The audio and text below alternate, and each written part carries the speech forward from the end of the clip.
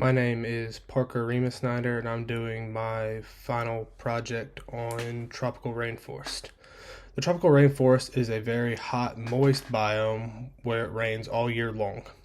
It is known for its dense canopies of vegetation that form three different layers. The top layer or canopy contains giant trees that grow to heights of about 250 feet or more. Rainforests receive the most rain out of all the biomes in a year. A typical year sees anywhere between 80 to 400 inches of rain per year. The average temperature in tropical rainforests range from 70 to 85 degrees Fahrenheit. The environment is pretty wet in tropical rainforest, maintaining a high humidity of 77 to 88% year round.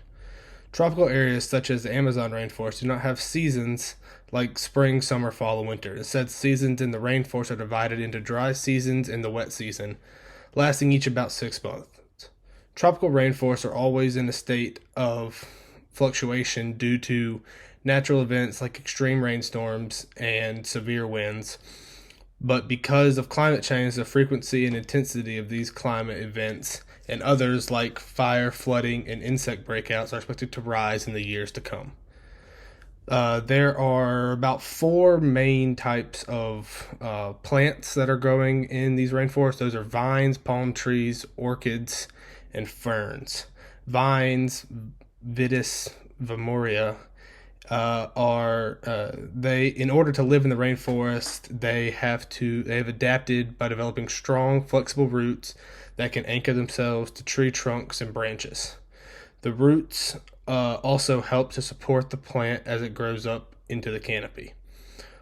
Palm trees have tall trunks for getting access to air and sun above other trees. Another property of palm trees is the ability to store nutrients the palms need for periods of drought or when the palms need to grow. In particular, palm trees store starch in their trunks to help their leaves grow.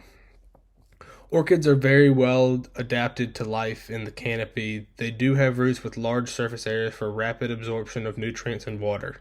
Their secondary stems can hold and store of water so the plant can withstand periods of dryness.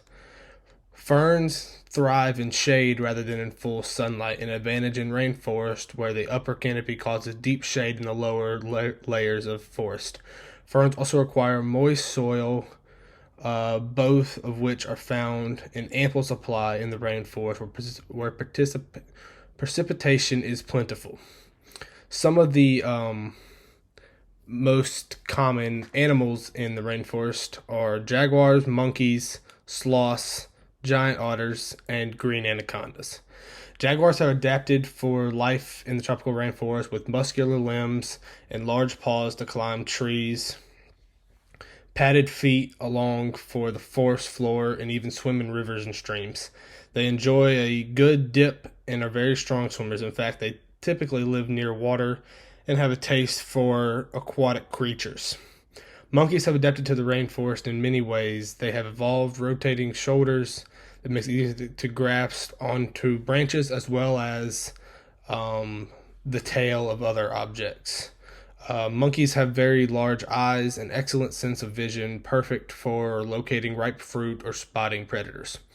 Sloths are so century that algae grows on their long fur. The greenish color of the algae provides camouflage to help sloths blend into the rainforest canopy. Their fur actually has grooves in each strand that allows algae to grow and collect. They sleep for 15 to 20 hours a day and often remain motionless even when awake.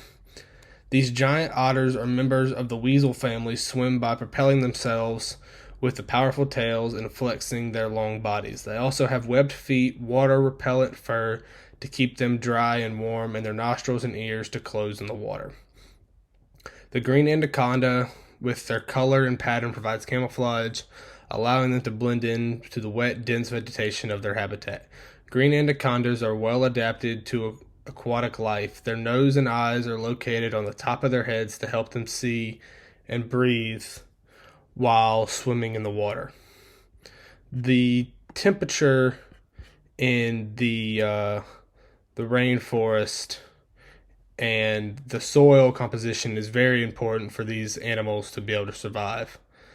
Reptiles and insects have cold-blooded mechanisms that can thrive in these conditions as their body temperature adjusts to the temperature. Also, many mammals in the rainforest are smaller in size since smaller bodies retain less heat. The soil composition, however, due to its high amount of rainfall and fast uptake of nutrients from um, depose, decomposing organic matter by plants, the soils in the tropical rainforest are generally nutrient poor and non fertile. The food web. So, the sunlight gives the plants and trees the ability to grow with the amount of sunlight the tropical rainforest receives.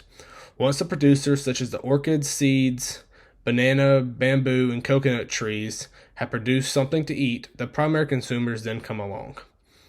The macaws eat the orchid seeds and bananas, while the monkeys eat the bananas, bamboo, and coconuts. The fruit bats and the grasshoppers both eat the same things. They eat the bananas and the coconuts. The secondary consumers are the vampire bats, iguanas, and frogs. All three of these animals only eat one thing, and that's the grasshoppers from the food web.